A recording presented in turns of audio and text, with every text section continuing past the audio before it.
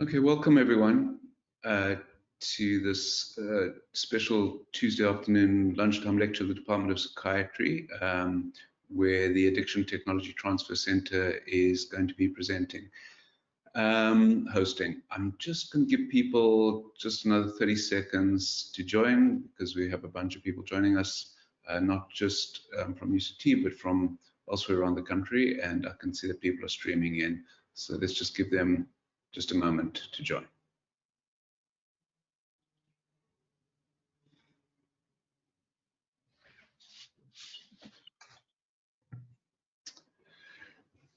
Okay, so for those of you who don't know me, I'm Dan Stein. I'm head of the Department of Psychiatry and Mental Health at the University of Cape Town, and it's a pleasure today to introduce to you Dr. Goodman Sibeko, who heads up our Division of Addiction Psychiatry and has done for a while now. He also heads up the ATTC, or Addiction Technology Transfer Center, which is tasked with sharing information about addictions and how to treat them. And I'm welcoming Lisa Dannett into my office. She is one of the panelists and will also join us. But first off, thanks so much to Goodman and the ATTC for doing this, and I'm going to hand over to Goodman right now. Thank you very much, Dan. Just by way of brief intro before I bring in Prof Myers and Dr. Dannett, just an outline of the hosting platform for today. So the ATTC is funded by PEPFAR, that's the US President's Emergency Fund for AIDS Relief, and is located within the Division of Addiction Psychiatry under Department of Psychiatry and Mental Health at UCT, and provides training and technical assistance for mental health and substance use screening and brief interventions at community level for high HIV burdened communities. We're co-hosting this webinar with SANCA National. SANCA provides treatment and strives to address substance use and various addictions through the provision of specialized education, prevention, treatment, and aftercare services to enhance the quality of life and helping to restore really the self-respect and dignity of folks with substance use challenges. Our last co-host is ISSUP, which is the International Society of Substance Use Professionals. This is an international not-for-profit organization that has been established really to promote the professionalism of prevention, treatment, and recovery workforce. It aims to support the development of a professional prevention treatment network to serve as a focal point for information about substance use prevention, treatment, and recovery. ISSUP is an organization which is driven by membership, and we encourage all those who are active in the treatment space to join ISSUP so that they can access the wide array of resource available in terms of evidence-based and shared practice learnings. We'll share a link to achieve this at the end of the session.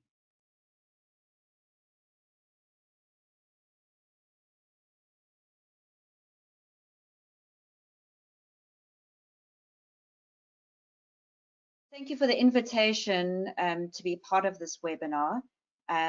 It's on a subject that's close to my heart, which is treatment for substance use disorders. And a lot of my work has focused on improving access to and the quality of substance use disorder treatments in South Africa. So I've been particularly interested and concerned about how COVID-19 and our country's response to COVID-19 has impacted on both access, particularly access to services for people with substance use disorders. So today I'm going to talk a little bit about the context of substance use disorder treatment in South Africa, what some of the difficulties have been in the past, and how COVID-19 has changed the landscape, and the opportunities that COVID-19 and our responses as we rethink service delivery, the opportunities that COVID-19 presents for strengthening the substance use disorder treatment system. Okay, so just as a bit of context, I'm sure all of you know that substance use disorders are highly prevalent in South Africa. The most recent estimates suggest that about close to 6% of the general population would beat a 12-month diagnosis for a substance use disorder. And this is significantly higher than the global average and the global estimates. But of the individuals who would meet diagnosis for a substance use disorder, roughly, well, less than 5%, and it's an estimated 2.5%, would receive minimally adequate treatment for this disorder. And what is the definition of minimally adequate treatment is 2 sessions of some kind of psychosocial intervention, which is a very loose and generous definition of adequate treatment by anybody's standard. So there's a lot of room to improve access to treatment in general, but also the quality of treatments in South Africa. Thanks, Goodman. All right. So I would like to talk a little bit about substance use care pathways and the ideal care pathways that should exist and the current situation in South Africa. So in an ideal treatment system, we would have a range of services that along a continuum of care, so that individuals who start to develop problems with substances would be detected in the communities, and they would be able to receive early interventions that prevent progression to more complex and chronic problems.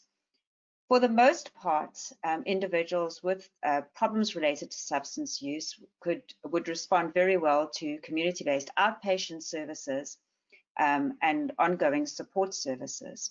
But there may be those individuals who would need to be referred up the system and would benefit from short-term inpatient care.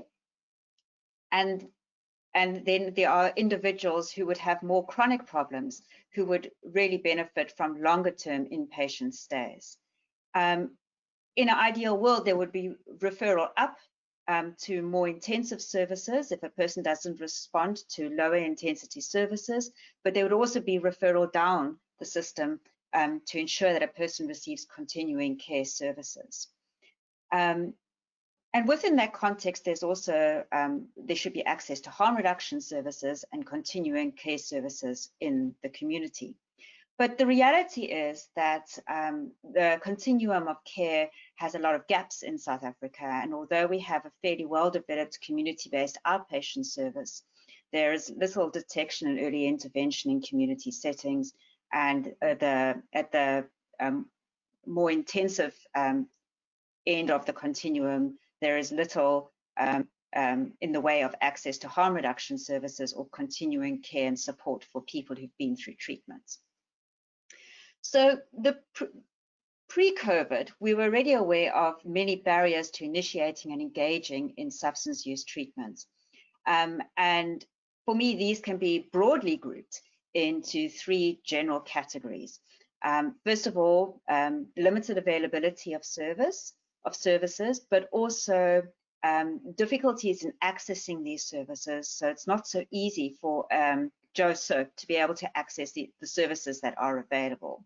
So as I've mentioned, we have a fairly diverse range of community-based outpatient services, but many of them have long waiting lists.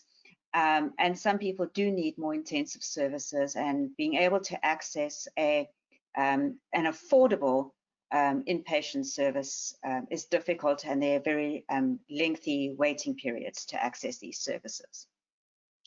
In terms of ease of access, there are both geographic barriers, but also waiting time barriers that make it difficult for many people to access services. So operating hours make it difficult for people who are working or for learners to access services, because they have to give up their opportunity costs to going to treatment if they are still employed. There are costs associated with this, and this relates to affordability. There's not only the cost of treatment, but there's also the cost of transport to go to services on a couple of times a week. And there's also difficulties, particularly for women, and who have childcare and other competing responsibilities, there's many of the services do not cater or provide, do not cater for women with children. So finding childcare becomes another cost and makes it difficult for women to access services. But apart from these structural barriers to accessing care, there are also barriers within services that mean that for many people with substance use disorders, the complex array and of mental and physical health needs that are often co-occur alongside with substance use disorders are generally not fully addressed. And potential service users are aware of this and therefore quite reluctant to initiate treatment. And so much of this stems from the history of substance use treatment and the development of services in South Africa, where services are funded through and located within the social service sector, and therefore have a poor relationship, or there's little intersectorial collaboration with health services, and particularly mental health services. Many of service users, upwards of 60%, have histories of psychological trauma and complex trauma, and they also have co-occurring mental disorders that, if not addressed during the course of substance use treatment, impact on their recovery and outcomes. All right. So we are all very aware of the lockdown regulations that South Africa has put into place to respond to COVID-19. And as we see decreasing numbers and rates of new infections, clearly these lockdown measures have been necessary and have started to have a positive impact on the epidemic. However, we are also aware of the unintended negative adverse psychosocial consequences of these lockdown regulations for the general public, and even more so for vulnerable populations. So we know that the regulations which have limited economic opportunities and have impacted negatively on business and businesses' ability to operate have exacerbated poverty and economic disparities in the country, and this is a major source of stress for individuals. We also know that social isolation that has come with being in lockdown and social distancing has had many negative mental health impacts.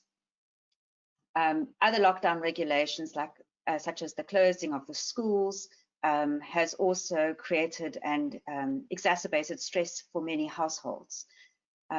So poverty, stress, negative emotions, these are all factors which can be triggers for initiation of substance use as a way of coping with stresses where people don't have good or well-developed coping strategies, but also can be triggers for relapse for people who are already struggling with substance use disorders.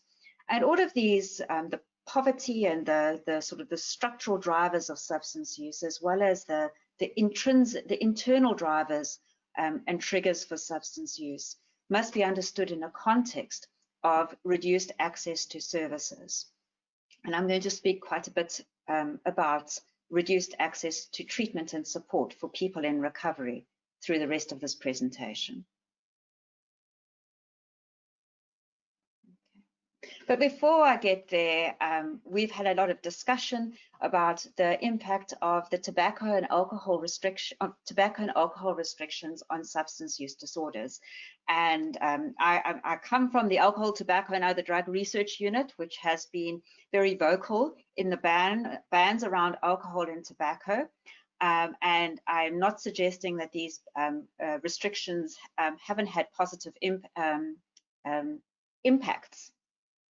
But the situation is more complex, I think, than what has always been portrayed in the media. So there's a complex relationship between the use of tobacco and substance use and recovery from substance use disorders, and it's also quite controversial. So some evidence suggests that people with substance use disorders use tobacco and cigarette smoking as a way of coping with anxiety, dealing with cravings for substances, and as a sort of a stepping stone in their recovery. Others believe that tobacco, especially where substances are smoked, that smoking cigarettes can trigger and can be associated with substance use behaviors, and there should be efforts to encourage tobacco cessation during the course of treatments. And research around this issue is really in its nascency, so the evidence in either direction is quite equivocal. We are in the process of conducting a survey of substance use treatment services and to try and understand the impact of COVID-19 on the community of people who use drugs as well as treatment providers.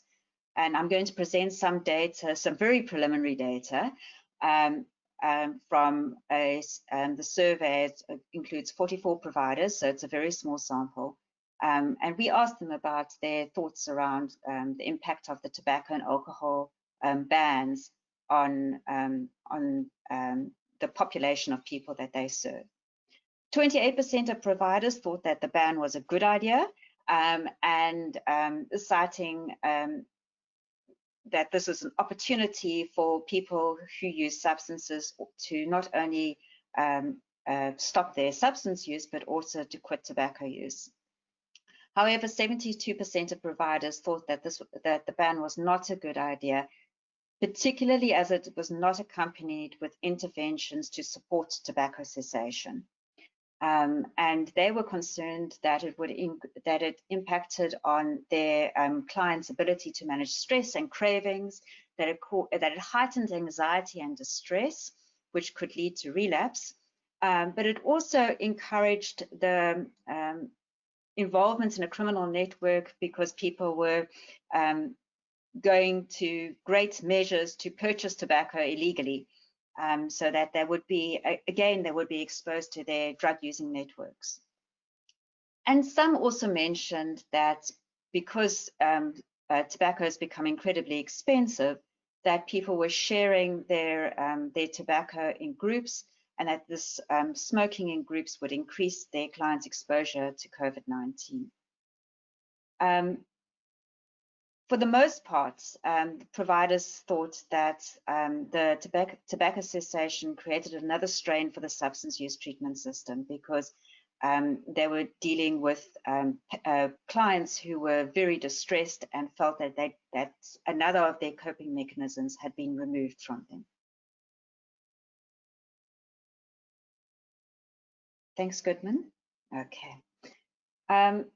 Everybody is very well aware of the impact of alcohol restrictions and the economic impact that has been associated with alcohol restrictions. Clearly, the alcohol restrictions have been needed to reduce the impact of alcohol-related injury and violence on our trauma system during this time. But again, there have been mixed responses from treatment providers about the restrictions. So 43% of providers thought that for people in recovery, the reduced availability was actually a great aid for recovery because the environmental triggers that would potentially lead to relapse for their clients have, for all intents and purposes, been removed. However, they expressed a lot of concern about people who are not in recovery. So people who were drinking and had problematic patterns of drinking, but weren't necessarily engaged in the treatment system. And that they expressed concern about forced sobriety in the context of fewer services and more difficulties in accessing services. They noted that it encouraged the illegal purchasing of alcohol and lack of social distancing. they've also expressed concern about the home brewing of alcohol and the negative health effects. Several provided examples of how the home brewing of alcohol has led to alcohol poisoning and deaths. And a more general concern was that for some, there may be, the alcohol restrictions may force behavior change and reductions in alcohol use, but there's likely to be a rebound effect as restrictions are lifted. And certainly, I think this is a valid concern, given that we've already seen this with when at the first time point when restrictions were lifted, and we saw bulk buying and stockpiling of alcohol, and we also saw our trauma services just being flooded with alcohol-related injuries and alcohol-related violence.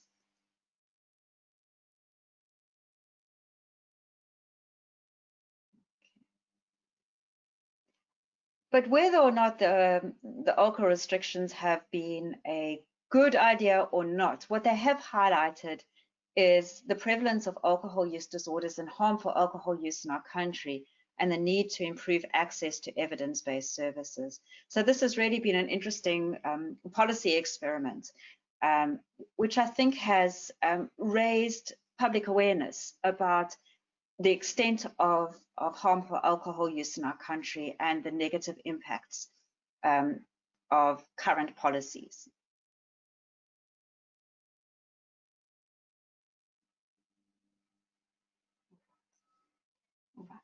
So, how available are services for substance use disorders in this period? So we asked in our survey of treatment providers, we asked the providers how the COVID lockdowns and restrictions have impacted on service delivery. And 20% of providers said that they had completely closed their services, so they were no longer providing services. 39% said that they were open, but were only providing limited services.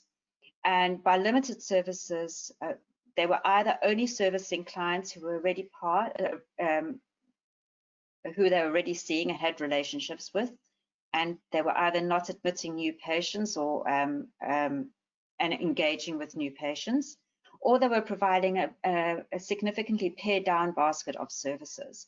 So for many, this meant that they were trying to provide services using telehealth and mHealth, through, for example, with counseling via Zoom or over the telephone, or they were only providing limited face-to-face counseling services for certain selected clients.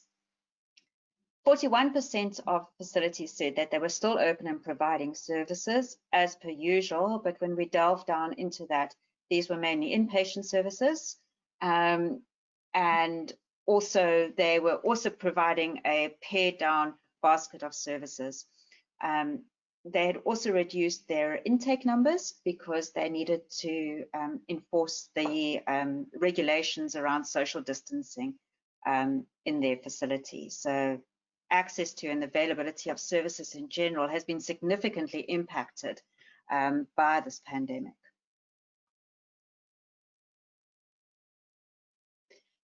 So what has the impact of these restricted services been on people in recovery? And this is where the major concern is that people who are already engaged in treatment or in a journey of recovery have been very severely affected by the pandemic.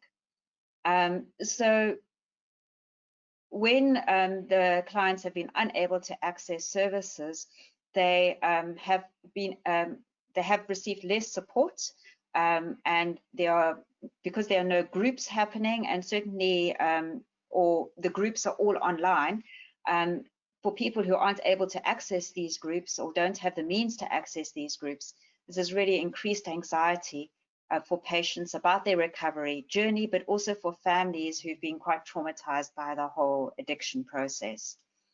Not being able to engage in treatment has also increased people who use drugs, their isolation, and also boredom, which are major triggers for relapse. It's impacted on their ability to engage in care because services have been so pared down or they've been stopped entirely.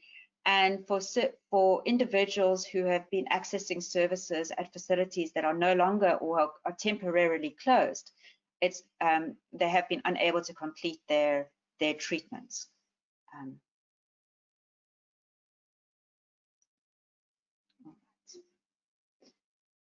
When we asked about the drivers and the factors that impacted on treatment engagement and completion, treatment providers said that for some clients, they were too anxious and afraid to actually come to services even when they were available and open.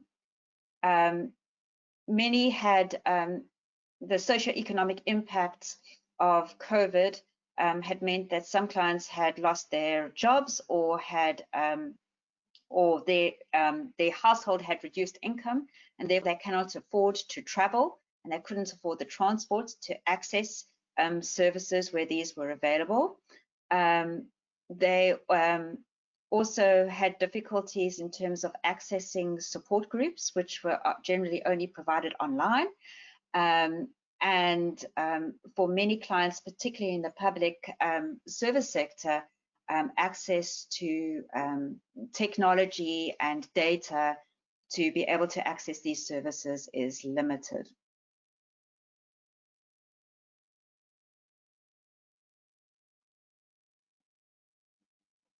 Thanks, Goodman.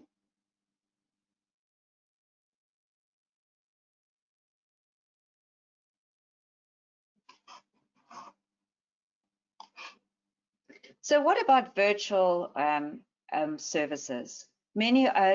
Some treatment centers have really tried to move some of the services that they provide to virtual platforms, as I mentioned before.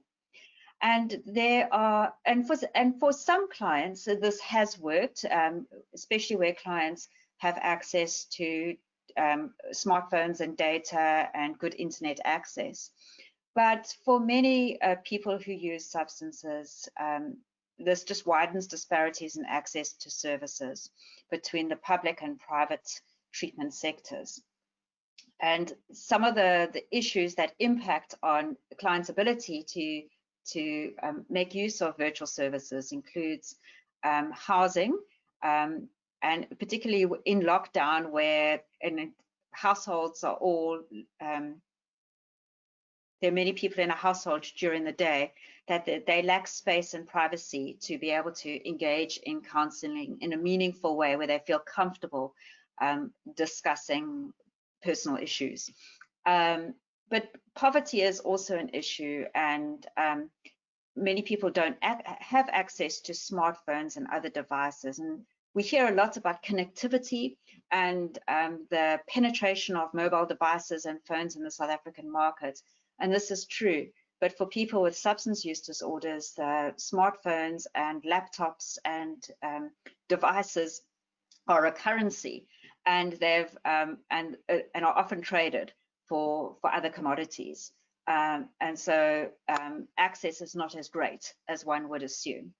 And then even where people do have access to smartphones and other devices, data costs and access to the internet sometimes make engaging in treatment prohibitive.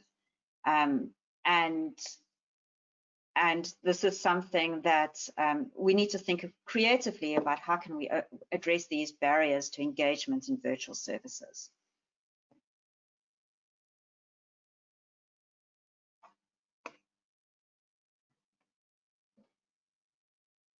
So with COVID-19, what we've learned through the process is that we need to think about how can we reconfigure services to be responsive and to ensure that the community of people who use substances are able to access services and get the services that they actually need.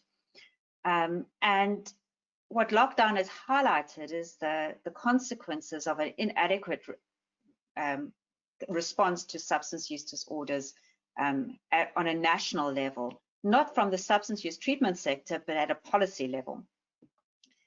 And the reality is that this crisis isn't going to be over in a couple of months, and we're likely to see an ongoing pandemic for several years, and we need to think about how can we reconfigure the substance use treatment infrastructure so that we can allow for service continuation. This isn't just a storm that we need to ride out. We need to think of it as a marathon rather than a sprint. And luckily for us, there are many online resources. We're not the only country to have to sort of think through this. And there are many online resources that can guide providers in how to redesign services. The issues around poverty, access to data, access to services are issues that are being experienced in many other countries, because people who use drugs are generally vulnerable populations who are at the sort of the lower end of the socioeconomic spectrum.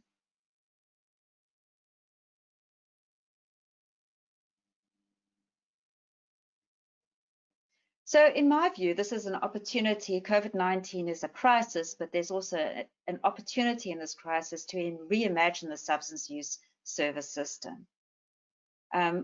It's an opportunity to think through alternative approaches to service delivery that is not facility-based and face-to-face, and perhaps to evaluate these alternative approaches in terms of reach and effectiveness. And we can think about perhaps out of this crisis, we can identify ways to expand access to care. And part of this, although I've been quite critical of current virtual approaches to treatment delivery, part of this is thinking out of the box about how treatments can be delivered using telehealth and mHealth. That is not contingent on service users having devices and access to data. One treatment center has already started to trial this approach, at least one that I know about. There might be others. And they have set up a virtual hub where service users can come and can be in a booth and virtually access a counselor without using their own data and without needing a device. And perhaps if we could create these technology hubs in communities where community members can access substance use counseling and support, and also other mental health counseling and support. This could be a way of overcoming privacy and space concerns, as well as concerns about access to data and devices. There are many, I think if we could partner with experts in the IT and ITTC space, we could find creative ways of addressing some of these challenges. It's also an opportunity to introduce low threshold interventions into health and social service settings. These low threshold interventions would reduce strain on the substance use treatment system and would be a way of addressing the stresses and strains in communities as well.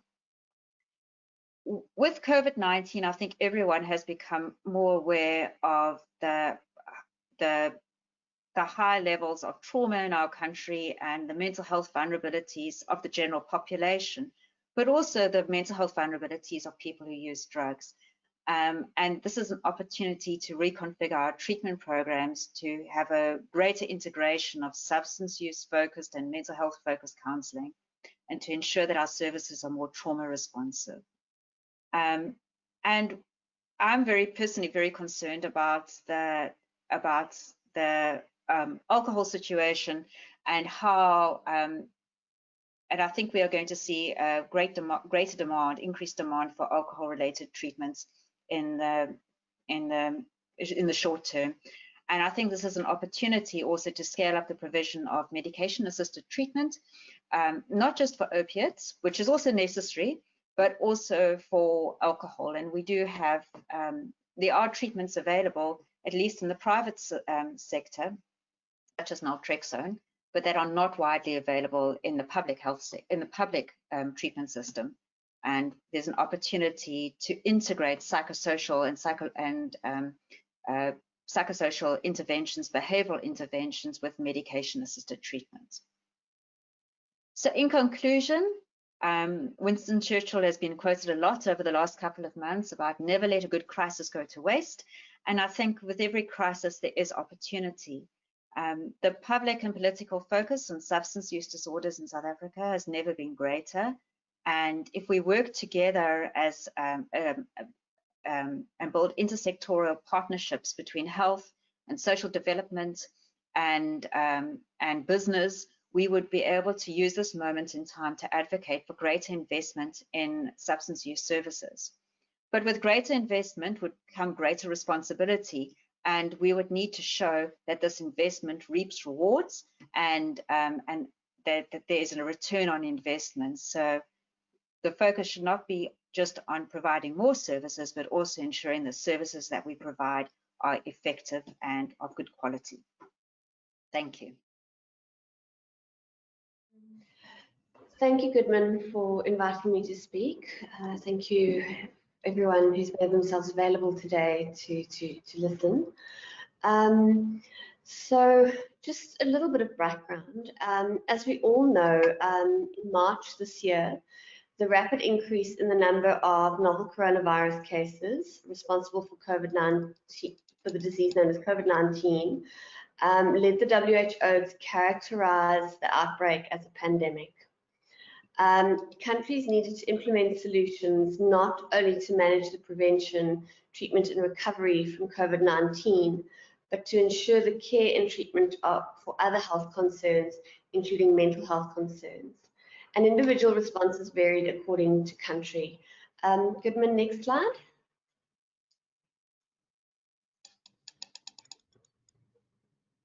And next slide. Great, thank you. So in South Africa, on the 23rd of March, as we all know, President Cyril Ramaphosa announced an initial 3-week nationwide hard lockdown with severe restrictions on travel and movement from starting on Thursday, the 26th of March. This was done to avoid further catastrophe among the general South African population and also to provide time for the healthcare system to get ready to prevent, detect and manage COVID-19 by restructuring existing services in a variety of centres. Additionally, as Prof Myers mentioned, the sale of alcohol and tobacco products was prohibited with multiple health reasons cited. During the initial hard lockdown, substance use treatment centres were closed, with a few centres providing telehealth contact, which was not necessarily accessible to all South Africans requiring care. There was no clear national guidance provided for the management of substance use and other related addictive disorders. So I've been managing the Groote Schuur Hospital Addictions Clinic since 2014. This service predominantly serves patients with opioid use disorder requiring opioid substitution treatment, but also accommodates patients with co-occurring common mental disorders and moderate to severe substance use.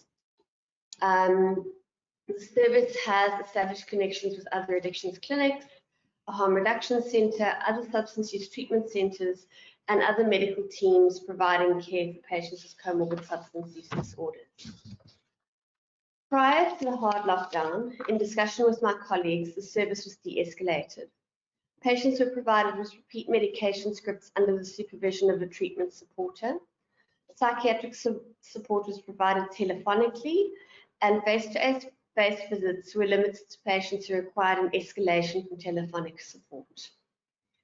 The strain of lockdown, economic losses, living in a pandemic, and the prohibition of alcohol and tobacco sales have taken significant tolls on the patients attending this clinic, leading to emergent and worsening mental health symptoms and relapse to substance use. Which makes you wonder what's happening everywhere else. Next slide, please. So if we look at addictions worldwide, the World Drug Report estimates that 269 million people worldwide have used drugs at least once in the previous year. And approximately 13% of these people present with signs and symptoms characteristic of substance use disorders and require treatment. There are not enough addictions professionals worldwide to treat this population, and usually treatment is given by generalists with or without support, without an evidence base. And therefore, this work can be quite challenging. So the society I belong to, the Network of Early Career Professionals Working in the Area of Addiction Medicine, or NECPAM, was created in collaboration with the WHO to support and empower young professionals in the field of addiction medicine. And thus far, the organization reaches 43 countries, including low and middle income countries, and it's been around for 3 years. In March of this year, the NECPAM board asked members of the organization to provide thoughts on COVID-19 pandemic and its impacts on the care of people with substance use disorders. The aim of the survey was to understand the perspectives and personal experiences of early career professionals around the world on the impact of COVID-19, on substance use and behavioral addiction services and the service responses to the pandemic. The responses from the survey and online discussions were assessed and grouped into 4 key themes, which I'm going to take you through. Next slide, please.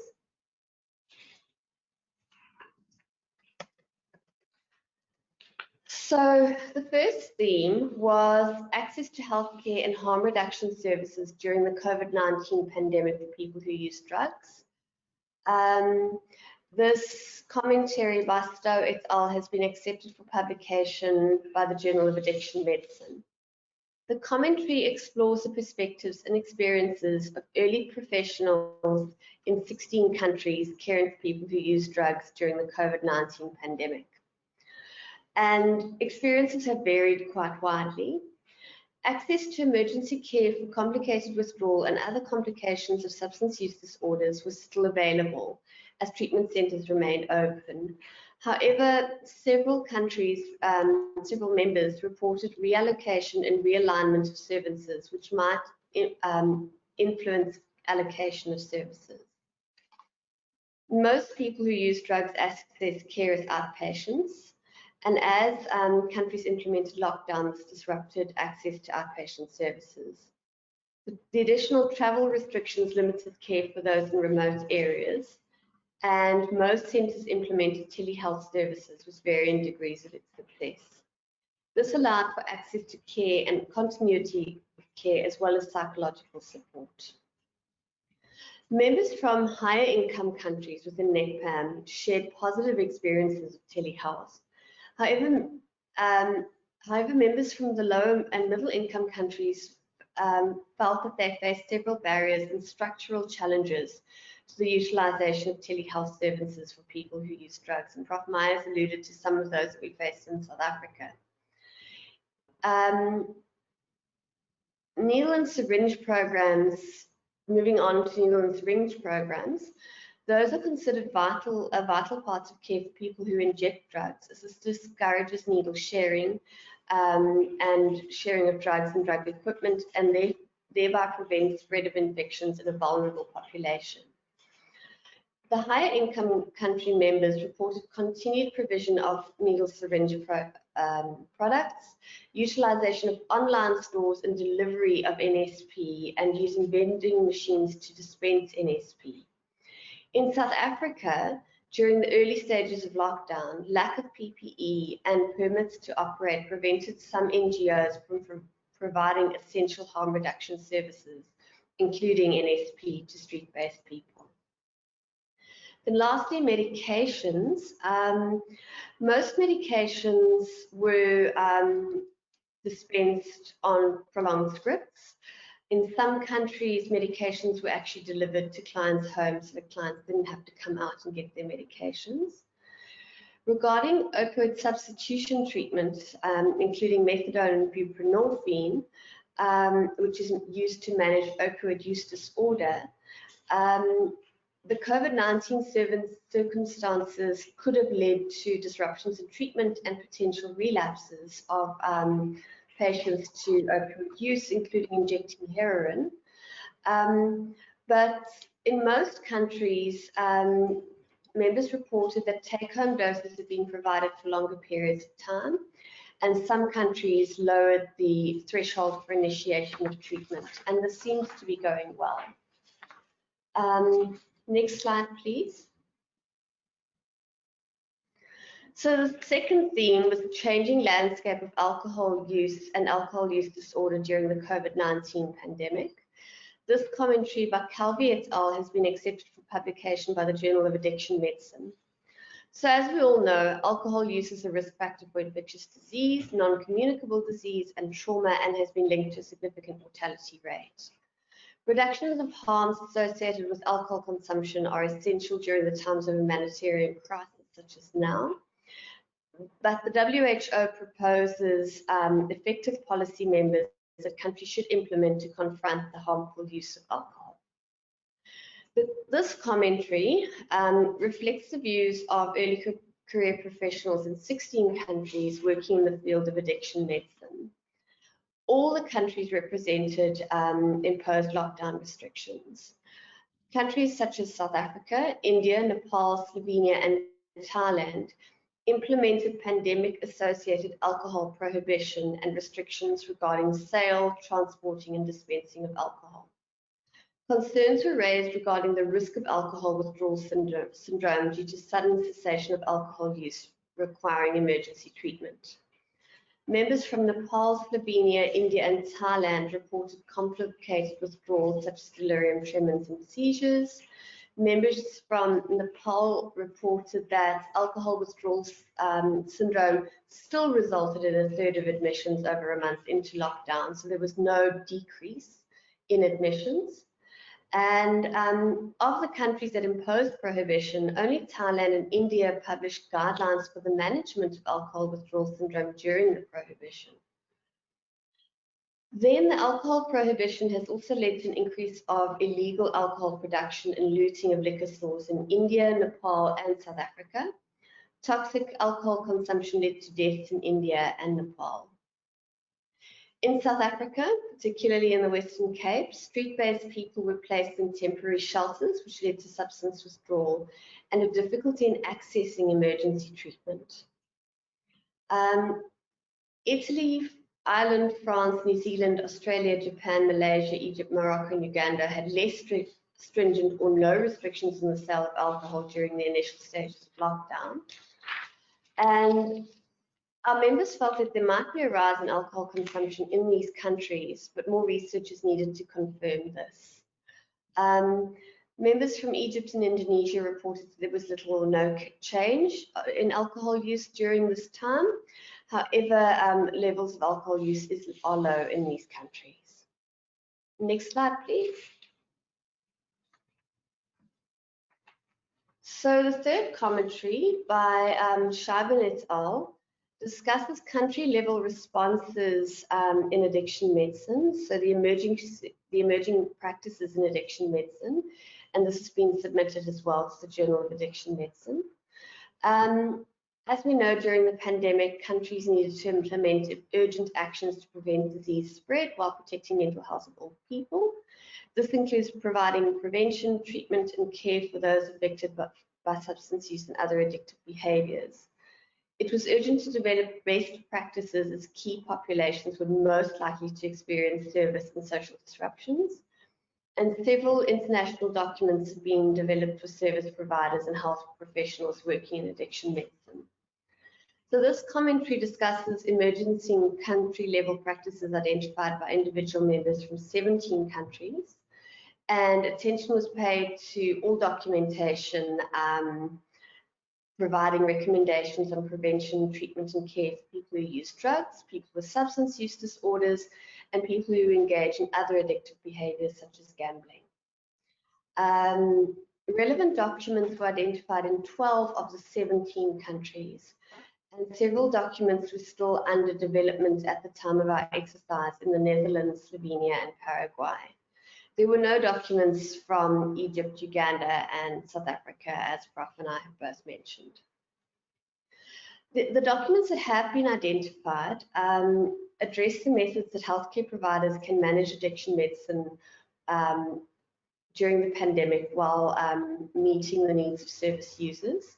Substance withdrawal and behavioral addictions are considered areas of significant concern, and the management of the risk in addiction medicine included reducing in-person meetings, increased use of telemedicine, increased use of take-home doses of OST, and increased allocations of harm reduction supplies such as sterile injecting equipment and naloxone. So a lot of the things that we've been doing in South Africa, but just hasn't been made policy.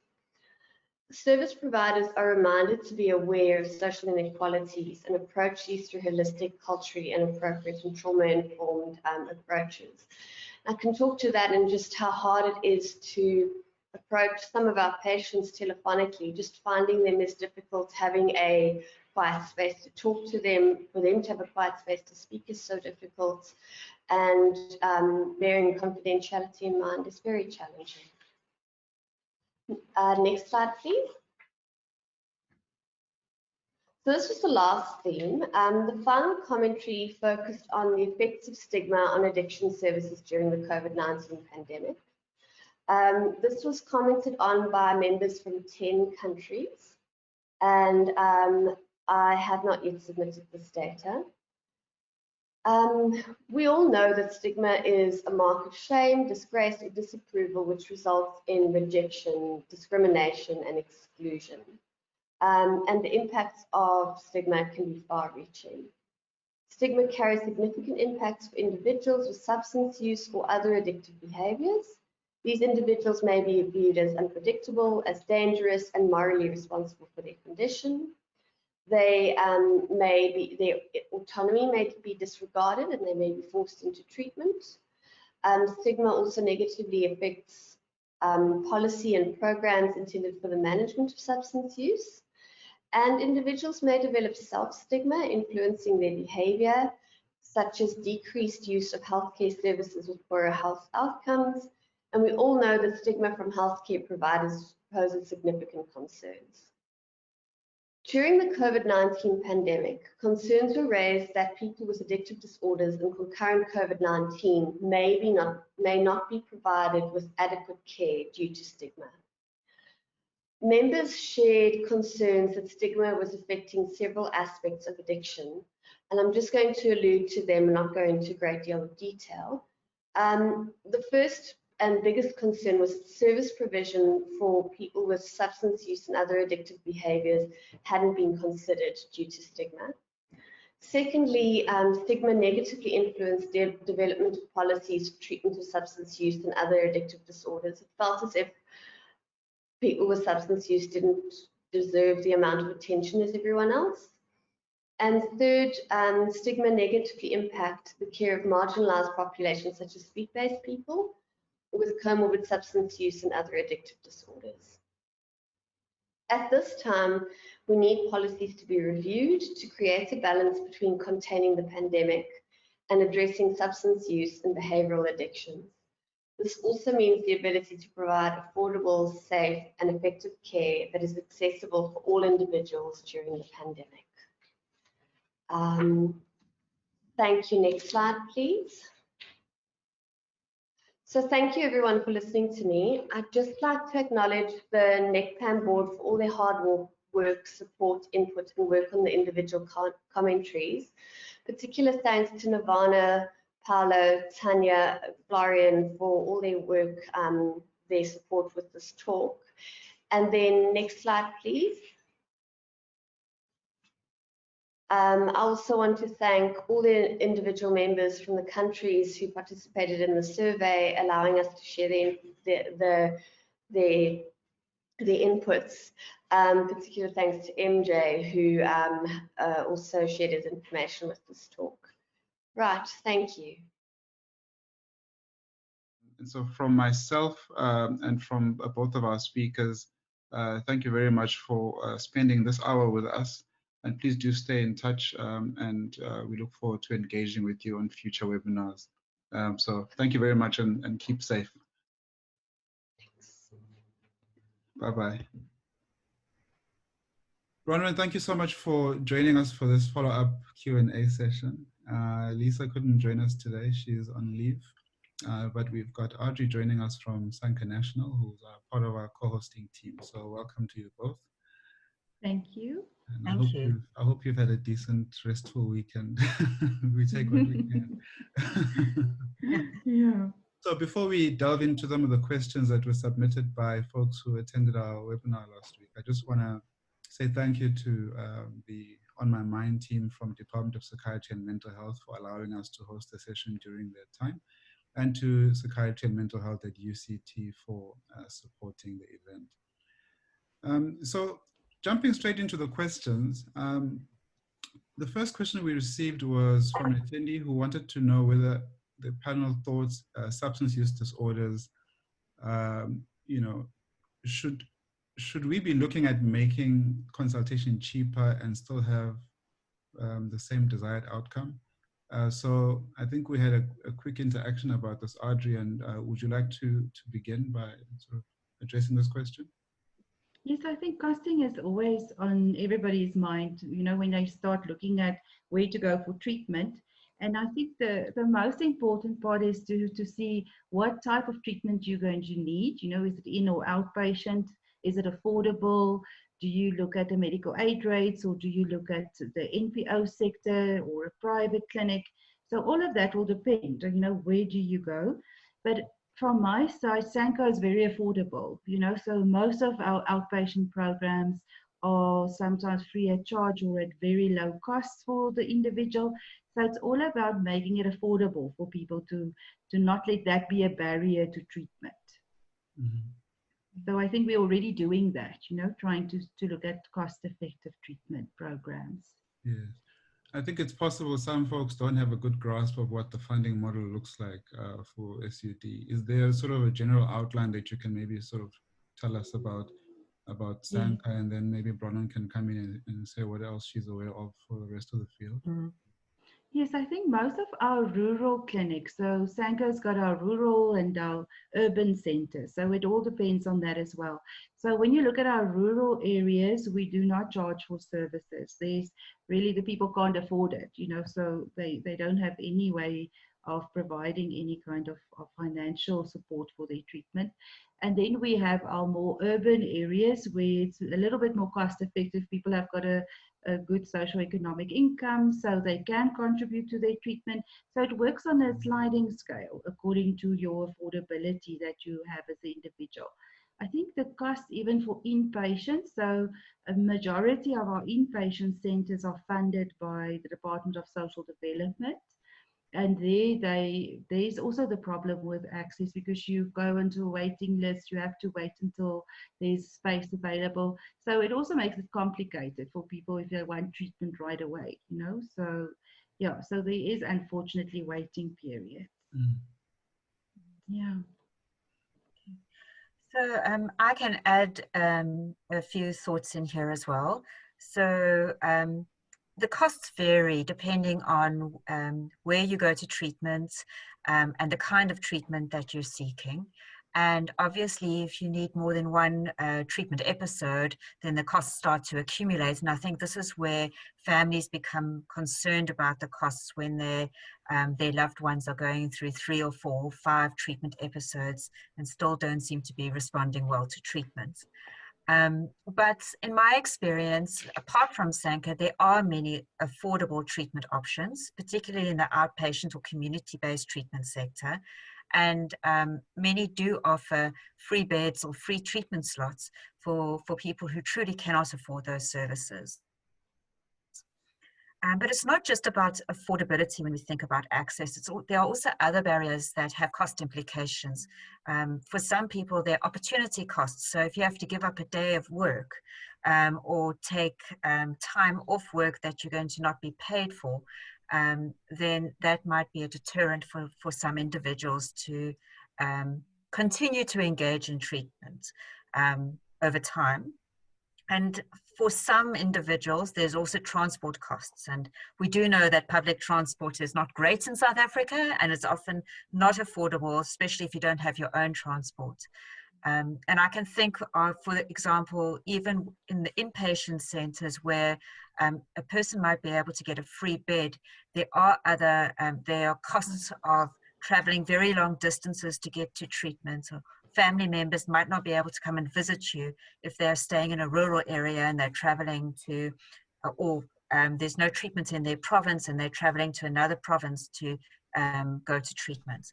So when we think about costing, it's not just about the costs of the consultation. We have to look at the total picture of the opportunity and transports and other costs that are associated with treatment. So if I'm just thinking about reaching out for assistance and starting to think about some of these cost implications, where do I go? How do I look for this kind of information? The fact that the question arises clearly indicates there's a need. Do you have any sort of recommendations, or is it just difficult at the moment? I think, Doctor, there is a costing from the government side, in terms of the affordability for state facilities. So they can probably guide people on that they can look at state facilities as well. They can look at the NPO sector. Then they can also look at, if they are some of the private rehabs also do have free beds as well, funny enough, because they want to give back to society. So there are options, but I think it goes back to know where to access treatment, how to get help and who to phone.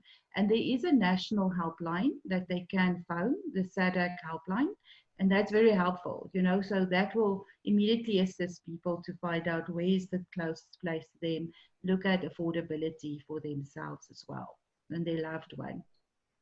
That's wonderful. So, the follow-up question, which, it could be said to link to that, there was some questions around whether there's any data really that's reflecting a change in the relapse rates of sort of pre and during COVID. Is there anything of that nature, Bronwyn? This is a question that we get asked a lot. And so the short answer is no, we don't have good data on treatment outcomes and relapse rates. And part of that is that it's really challenging to define substance use outcomes. So where do you draw the line? Do you look 1 month after treatment, 3 months after treatment, 6 months, etc.?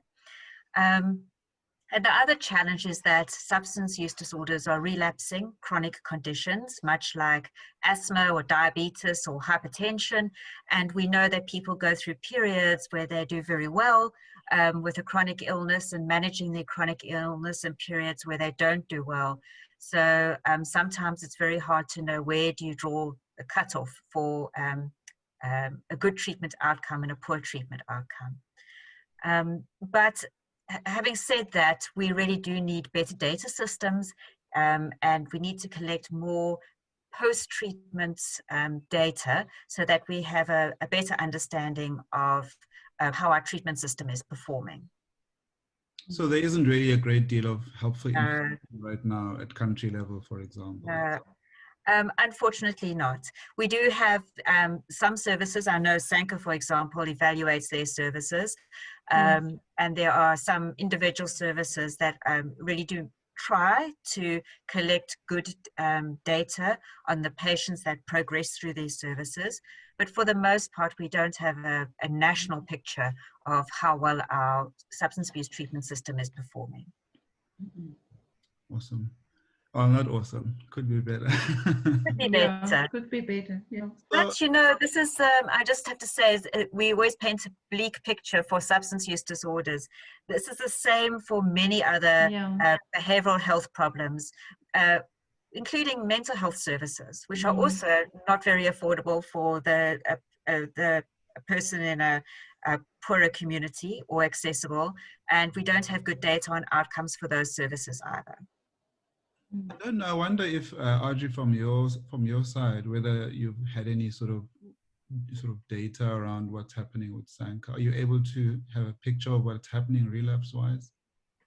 I think relapse-wise, like Bronwyn is saying, it's so difficult to look at that. So when you look at how many people complete treatment, that will be one measurement, to say, right, so many people have completed treatment, and there we see a higher compliance with inpatient than outpatient, so we have a high dropout rate in the outpatient clinics, but very high then completion rate for our inpatient facilities, for example. So that you look at 80 to 90% of clients complete the inpatient program, but then you have the outpatients sitting at maybe 30 to 40% completing that same program.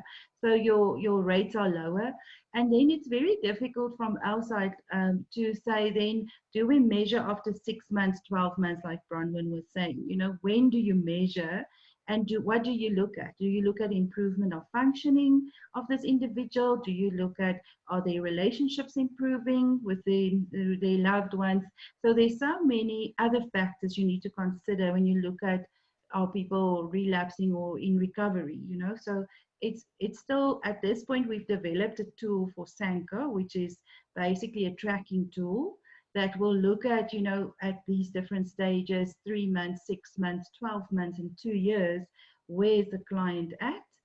And there's very preliminary data still available around that. So we find it's very difficult to track the individual client. So we've had to revert to having interviews with the family members, you know, because you can't find the client after a certain period of time. So there's been lots of challenges with this from our side. Yeah, I think really that measure yes. relapse rates, you know, and success rates at the same time. Yes. I think this will be borne out in some of the conversation we'll continue to have, that it's not just one thing, that it's a multifactorial and complex process. It's difficult to pin down to one linear measure. Yes. And Doc, it also links to continuum of care, you know, aftercare, you know, are people coming for aftercare? That's another way to measure success, you know, and to see are people really adhering to the recovery program and doing a lifestyle change, because we all know it's easy to leave the drugs, but can you change your whole lifestyle? That's another question altogether. So yeah, there's a lot of things to look for when you measure success and relapse rates. Yes. We had a question. Oh, go ahead, Bronwyn. I'm just to build on to what Audrey was saying, is that what we do have, although we don't have good data on relapse rates, we do have at least there are some services that have been implementing a treatment monitoring system, and so we have good data on treatment engagement and treatment completion rates, and those are very good proximal or sort of early process indicators that are predictive of good outcomes.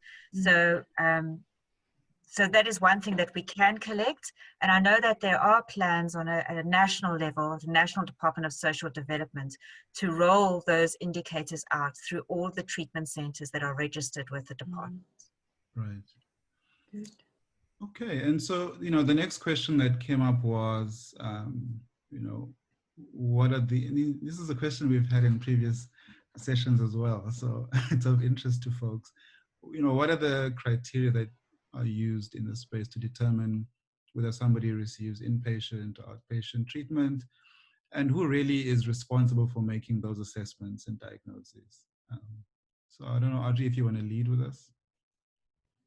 Yes, I think this is a difficult one to answer, because I think most healthcare professionals or practitioners are able then to assess, you know, whether this client has got a mild, moderate or severe substance use disorder, because that will depend on what type of treatment or care, the level of care that individual is going to need. But we are guided by the DSM-5 in a lot of cases. So we also do that as part of our SANCA training and capacity building of our staff members, is that we train them in the DSM-5. And there was also the National Department of Social Development also developed a tool, an assessment tool, based on the 11 criteria. And that just guides one to say what type of care is needed, and then your referral is so much easier to do from there. And you make sure that you're meeting the needs of the client, you know, at the same time. But it doesn't go only with a diagnosis or an assessment. You know, one needs to do motivational interviewing, look at readiness for treatment. So that's just giving us one picture of how severe the problem might be and what kind of care is needed. But that's just the beginning stage, you know. So that's from my side. I know that we, you know, one of the things that Bronwyn and I do together is sort of the expert model, where some of the detection and screening happens at the community level, and then there's the, you know, the upward mobility and the further assessment at higher levels. don't know, Bronwyn, if you want to sort of speak to how that fits in with maybe this consideration.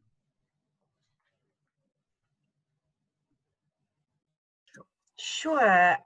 So the ISSUP is a really good way, or screening and providing individuals with a brief intervention is a really good way of engaging people who use substances in a discussion about their substance use.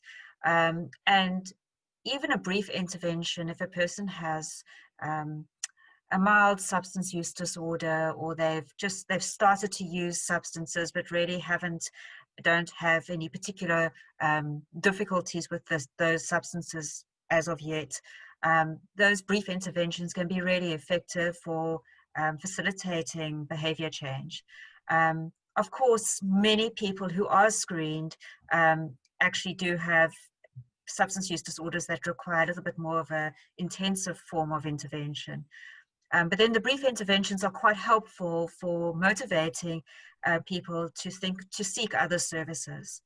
The challenge is that not often, but sometimes a health provider will come across individuals who are using substances and they have moderate to severe problems, but the link and where they need to refer or can refer those people to is unclear for them.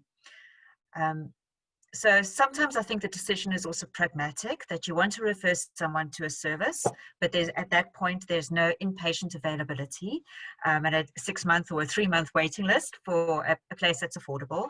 And then in that case, I think outpatient community-based services provide an excellent sort of holding facility for that individual, so they can keep them engaged in a process of care, can help them move slowly towards positive changes, and support them until an inpatient place does become available.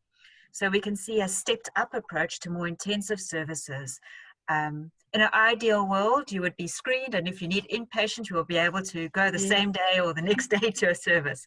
But that's, I think, very rare, particularly in our setting, but in most countries. Yeah, so it's really about, all the various levels and what kind of assessment is reasonable. Absolutely. That can take place at that level.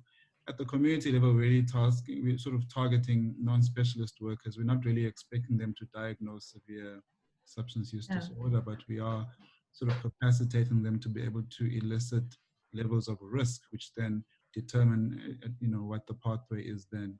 And at varying levels, there'll be varying levels of expertise required to make the diagnosis. So that's a question which could be several webinars in response. So we hope hope that somehow captures what the question asker was hoping to hear. The following question was really, what is the aim of opioid substitution treatment or drug replacement therapy? And the follow-up to that, what does this tell us about substance use disorders? Does it sort of infer that we're winning or that we're losing the battle against SUD? I think one of the things that for me comes to mind immediately is that, the problem with viewing it as a battle against substance use disorders. So, if we accept the framing of substance use disorders as a medical disorder, then we are able to step back and say that the outcome is not necessarily feasibly going to be abstinence for everyone. So some people are biologically dependent, and so the outcomes are more complex than just complete abstinence. The program of medication-assisted therapy is meant to be a comprehensive program which consists of other services and other sort of interventions as well.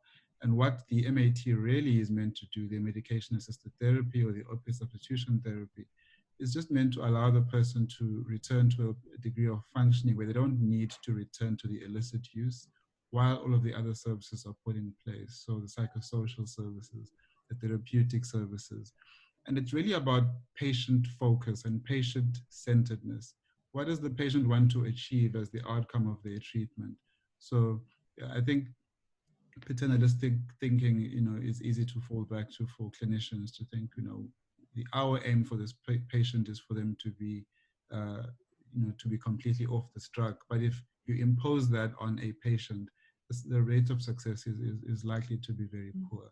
So it needs to be the patient's motivation, the patient's idea of what the outcome needs to be. And then the support, the opiate substitution support, is really just to give them that little bit of support in helping them mobilize the rest of the resources that they need to move towards that change. Audrey, you mentioned something about, you know, how the framing of OST in this way gives the impression of war, you know, of us against them. Yes, I think so. It goes back to us, you know, stigmatizing people and discriminating against people because of our lack of understanding.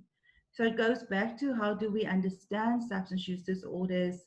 Do we have enough knowledge around it, and our own personal views that comes into play here, you know? So if we see it from a religious point of view, or we see it from a moral point of view or a legal point of view, that's going to be the glasses we look at this, you know, and that's going to really make us view this differently. But if you're coming from a research evidence-based practice point of view, then you're looking at this as a science, you know, so we look at the science of substance use disorder. We understand it now a lot better than before, and that this is actually a medical condition, you know, so that also tells us a little bit more about our society and where we are right now. If you look at the cannabis debate, you know, for instance, so that also says that our society's views and norms are also shifting, and all of that is important to remember. Bronwyn, do you have anything to add?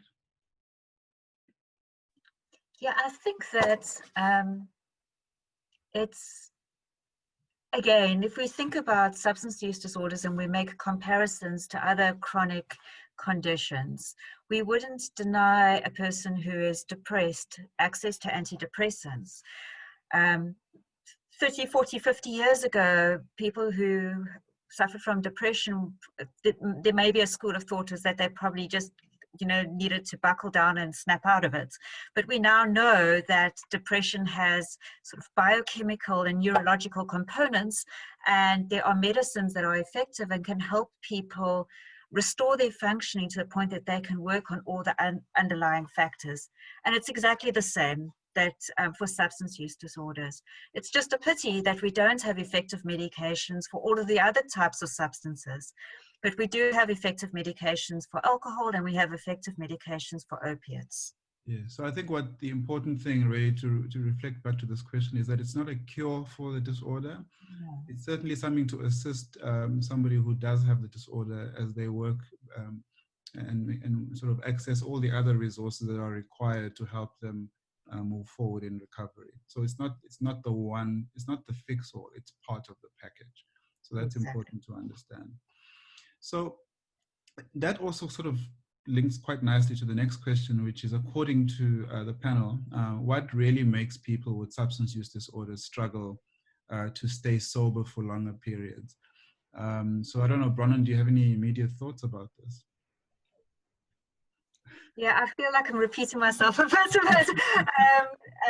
if you'll just indulge me. So I think it's very much an individual thing, and I think it also varies from time point to time point in a person's life, depending on what's going on.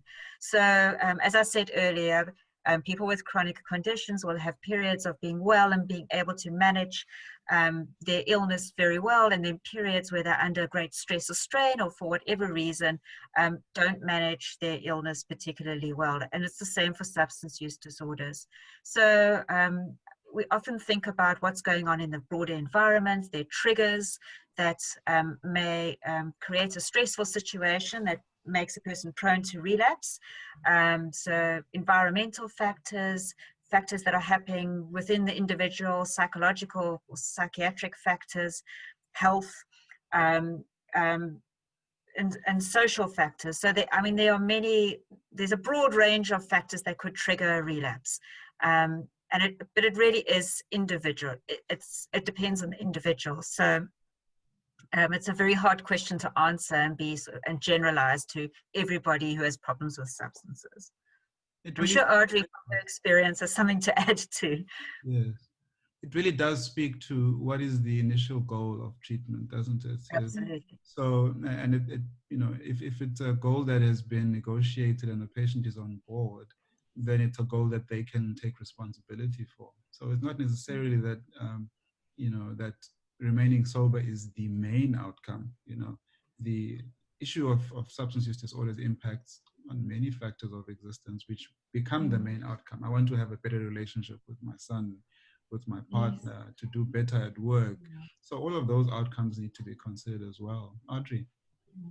Yes, I think so. I think both of you have said it so beautifully. So from my side, we always say that this is the tricky one. Why do some people make it and others don't? You know, so that is the very difficult one. But we know that people with great support systems, people that are committed to changing their lifestyle, all of that plays a role, you know, in how successful recovery would be.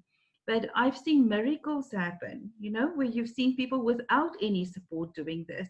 And there's no recipe that fits everyone. You know, everybody is an individual. Everybody is different. What works for one person doesn't work for another. You can't say just NAAA is the one approach, you know, that works for everyone. So some people will find the religious pathways, others will find more on a spiritual level that works for them. So it's very difficult to say what is the magic around this, you know, around recovery. I really do think that it's recovery is a very personal journey, and that even when people go through bad patches, it can also be a learning experience that you move through it and you learn something and it enriches your recovery journey. And so it's not necessarily a straight line from treatment to recovery. It goes up, it goes down, it goes round in circles, and it's different for everybody. Everyone has their own path. Yes, and I think we must make it more personal. If I think about recovery, we almost think about our own journeys, you know, so we've had to change certain things in our own lives. And what did we fall back on our diet, you know? did we relapse? So if we start understanding human behavior, you know, so we all can identify with wanting to change something in our lives. So for me, that's the important part, is to make it personal. Yeah. There's this diagram that shows where, you know, the beginning of the work and the end, which is success. And then it shows how you actually don't, it's not a linear, and that applies here as well, really. Definitely. So one of the, I watch way too much news probably, and that's why I don't do interviews. I'm terrified of all the quoting and everything that happens after. So this morning it was reported that 1 in 20 sort of diagnoses for COVID have been healthcare workers. And, you know, one of the questions we received was that some of the lack of access to services has been partially due to staff being diagnosed with COVID-19. And so, and that this possibly becomes a barrier to service user accessing services if the treatment center is closed, or if there isn't sufficient human resource within the facility to support care. I wonder if, Audrey, you want to reflect somewhat on some of the impact on SANCA in this way. Yes, I think it did impact on us greatly, and because it affected all of us, you know. So if you look at your statistics you saw today, it makes sense. We're looking at our own centers. Initially, most of our centers were closed, and we've had some of our centers only opening as recent as 2 weeks ago. The majority of them stay closed to protect their staff and to protect the clients as well, you know, and to make sure that they keep to the regulations and the precautions that were set out. So that was part of it. And then we've had cases where our clinics had to go, you know, when they were open, that when one of the staff members were infected or some of the clients that came in were affected. So then we had to look at isolation units in our centers, and people had to be isolated. It was very difficult, and it's still very difficult for most of our treatment centers to make sure staff are also protected as well as the clients. So it's been a tough time for the treatment facilities. So I don't know, Bronwyn, do you have any specific comment to that, or shall we? No, I can't speak from any point of personal experience about the closure of facilities due to infections in the facilities. Yes. I think more than anything, it's just the anxiety of the provider as well. And just, it's not just anxiety about potentially contracting and becoming ill, but also about, transferring it to people who are vulnerable to becoming very sick at home, for example, which certainly is my anxiety about my own family. Yes, I think so. So I think, Doc, you've got it spot on it. That was the fears that most of the staff had, especially in the beginning. Now that we know a little bit more, we've got routines in the clinics. Now things are going a lot smoother than at the beginning. We've also had to adjust, so I think it's a lot better now. So, Bronwyn, this question came burning straight for you. It says, please ask Prof Myers this. So the question is, how can people with substance use disorders in rural areas who have no adequate access to the internet enjoy the virtual services or the telemedicine during COVID-19 lockdown? Okay. Gosh, if I had the answer to that, then I would be famous. This is a very pertinent question right now, but it's also a question that is of global relevance. So, for example, in the US, we've seen with the opioid epidemic that concern about access to services in rural and remote areas is a burning issue. These are the communities that actually have been most affected by the opioid epidemic. And so that's a high-income country with so many services and resources. So you can imagine what we have in our rural areas. And access to services and substance use services in rural areas has always been a challenge. Up until recently, the Northern Cape didn't even have a treatment center. So they've only just opened their one and only substance abuse treatment center. So patients in the Northern Cape generally came to the Western Cape for services. So this is a pre-COVID issue. The internet is a concern in terms of access, both for rural areas, but also even for the metro areas where the internet's available, but the data is very, very costly, and people can't afford it. So one option is to provide services via the telephone, so telecounseling, and I know some services are trying to do this, and Audrey mentioned SADC, the South African Depression and Anxiety Group, and they are very experienced in providing health services, including counseling for and interventions for substance use disorders. So this is one option. But also we can think about how can we sort of be creative and innovative about expanding access to these areas and to communities where services have been so thin on the ground. And I think I personally do not have the answers, but there are many people with great ideas, and I think communities themselves, we should engage with the communities and ask them for their ideas about what would work for them, so that somehow we can work together and create a solutions. I think we need a range of solutions that could work and that would be acceptable and desirable for the communities. Socially inclusive, socially accountable solutions. Yes, exactly. So, in some way, I think actually it could be quite exciting, and it is a challenge, and we can see the glass as half empty. But this is also a wonderful opportunity to think about doing something differently, because what we have done in the past hasn't reached these communities. I agree. I think we started a project 3 years ago with the National Department of Social Development called the Ripples program, and it was basically looking at creating support groups in rural areas. And we've so far empowered 18 different organizations throughout the country in all 9 provinces, and this was exactly to address this gap that we saw, you know, and really taking services to people where they can't afford treatment or where they don't have access to treatment.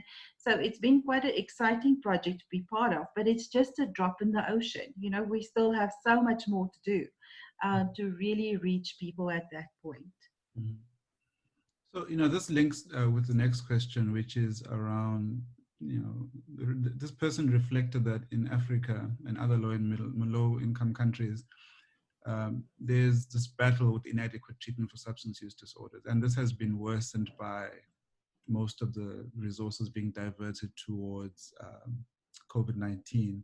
So the question really is, how can the continuum of care be achieved in this context for people who use drugs? I think, Dr. if I can start, it fits in with my previous comment about the support groups and really looking at how we can train community members, you know, that's interested in running these groups, and that will improve the access for everybody to have access to these services. It's still an ongoing issue, as Bronwyn was saying before, that our rural services are really where we have major challenges, you know, so that is still ongoing on our agenda as SANCA, and I know on the agenda of our Department of Social Development as well, is how to reach them and how to provide adequate treatment to them. So I think it's a issue throughout Africa. I agree with your the comment that this person made or the question they had. It's really affecting everybody right now because we don't have enough resources in our country. I think one of the key things I picked up from Bronwyn's presentation was around how some of the lessons that we're learning now as we realign the system and start looking at and discovering what the gaps in the service are. So, you know, and using those lessons to really as an opportunity to realign and advance the progress in our system. I don't know, Bronwyn, if you want to sort of expand on that in the context of this question. Yes, so I think that there are a lot of good initiatives that are happening, not just in South Africa but also elsewhere, and I think we can learn lessons from them, and when we think about how can we reconfigure our services. And part of that is not working in isolation from other initiatives, but trying to collaborate and work together and share our resources. So I want to give one example, is that there's a wonderful program of work that's happening in KwaZulu-Natal with the Department of Health, which aren't traditionally known for their delivery of substance use services. And many people who are listening to this will be aware of the community-based outreach teams, also called ward-based outreach teams, which are basically a group of like a health provider and community health workers who form a team and go from and are based in all kinds of communities, including rural communities, and they provide a basic package of primary care services in the community, not in the health facility. And in KZN, they've expanded this. They've started to introduce some basic mental health services to this package, and they've now expanded this service to include some basic screening for substance use disorders, and referral and simple intervention, and hopefully referral to care. So this is a way of, it just demonstrates how we can integrate a range of health service with some basic substance use services to expand the reach of what we provide. And I think what I'm trying to say is that if we just focus on this, the specialist substance use treatment sector, and we don't work across health and with education and with community development services, then we're never going to be able to achieve the coverage that we would really like. But if we work together, we can expand our reach. Yes, I think you know, this ties nicely with the reflection that was submitted by SANCA during our initial webinar. And that was that some of the community-based treatment centers had already engaged with temporary and established shelters for the homeless, and that in this way they've achieved increasing access for the vulnerable groups. So this really points to how some of the interventions that and the remedies that we've taken up now can be expanded post-COVID to really continue to benefit those vulnerable groups. So, Definitely. yeah, and I think so. One last question, and then of course we can start to tie up, is about the processes for the survey, Bronwyn. And the question is, did the survey target a range of service providers like state facilities, NPOs, and private rehabs? And could the survey be sent to more centers by any chance?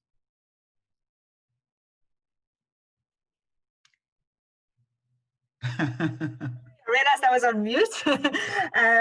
Zoom calls from home, background noise. Yes, we did target. We targeted the facilities that were affiliated with Sekendu, but I am happy to share the link, and I will send it after this call. We would like everybody who provides substance use treatment services to participate. So we're being fully inclusive, and we've tried to include the broad range of inpatient, outpatient, registered, not registered, for-profit, not-for-profit facilities. But we are definitely trying to bolster the numbers, and I think completion of the survey has been a bit slow. If anybody wants to participate, they will be very much welcomed. A few folks who heard your response now will say, what is Sekendu? Briefly, Sekendu's been around for more than 25 years now, I think. It's the South African Community Epidemiology Network on alcohol and drug abuse, and it's facilitated by the Medical Research Council, and we bring together groups of people who are interested in substance use issues from a policy, prevention and treatment perspective twice a year to discuss these issues. But also as part of that, we ask treatment facilities to join our network and to provide us with information on the clients that they enroll into treatment. So they provide us with basic demographic and substance use information for each person that they enroll into their treatment programs, which we present back at these network meetings. Awesome. So that covers us. Audrey, do you have any closing thoughts that you'd like to present before we sign off? You're on mute. So I think we're going to laugh at each other after the COVID is done and all these Zoom meetings we've done.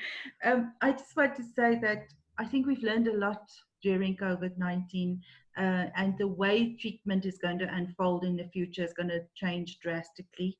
So I think it fast-tracked a lot of issues for us as treatment centers, because now we have to look at creative ways of reaching our clients and supporting them through their recovery.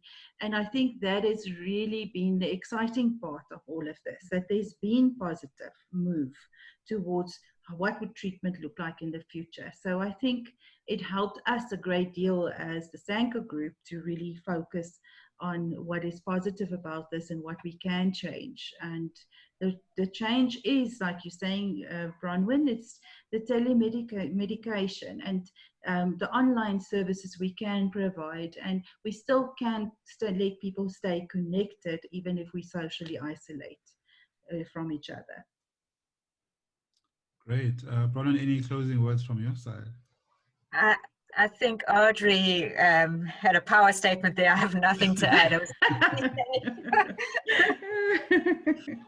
I want to thank you both for making time to reconnect with me to answer some of these questions. I also want to thank the South Africa HIV Addiction Technology Transfer Center through its funding from PEPFAR and SAMHSA for enabling us to host this conference, and of course to ISSUP International and the South African chapter for supporting us. So thank you very much, and we look forward to having you guys join us for our next webinar, and we hope you found this informative. Thank you and goodbye, Audrey and Bronwyn. Thank you. Thank you. Bye-bye. Bye-bye.